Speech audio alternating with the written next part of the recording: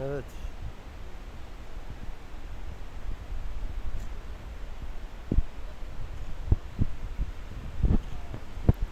Nasıl iki farklı tonda oluyor?